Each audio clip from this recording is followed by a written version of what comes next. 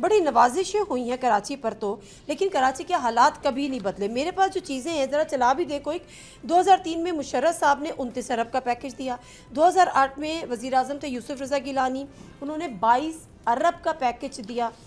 फिर 2014 में नवाज शरीफ ने वज़ीर आज़म 16 अरब का पैकेज अनाउंस किया। 17 में शाहिद खान अब्बासी 25 अरब। 2019 में वज़ीर आज़म इमरान खान थे 162 अरब। फिर 20 में 1100 अरब रुपए का पैकेज। और अब मार्च 2025 में वज़ीर आज़म शहबाज शरीफ ने ऐलान किया कि कराची के तरक्याती पैकेज का जम 10 अरब से बढ़कर 50 अरब हो सकता है। ये जाता कहाँ है? ये कहीं लगता है कराची में? ये लगता तो कराची तो स्विट्ज़रलैंड होता है। ऐसा नहीं है, ये सिर्फ पॉलिटिकल स्टेटमेंट्स हैं। अच्छा, आते नहीं है पैसे?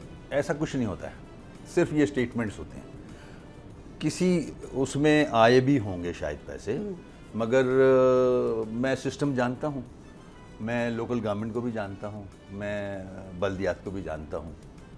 मेरे कोई 40 साल हो गए हैं इस काम में। देखें, अब हम वहाँ पहुँच गए हैं as far as Karachi is concern कि हमें जस्टिफिकेशंस जो आप ने दिखाए अभी सीएम की तरफ से, मेयर की तरफ से, लोकल गवर्नमेंट के मिनिस्टर की तरफ से, ये जस्टिफिकेशन अब कोई सुनेगा नहीं, कोई एक्सेप्ट नहीं करेगा। हम वहाँ के खड़े हो गए।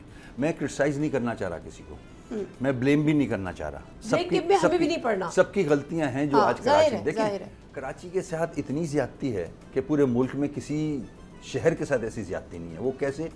आप सेंसस भी सही नहीं कर रहे हो उस शहर का।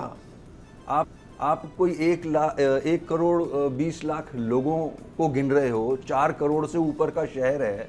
कैसे बनेगी पॉलिसी हेल्थ की? कैसे बनेगा कोई प्लान?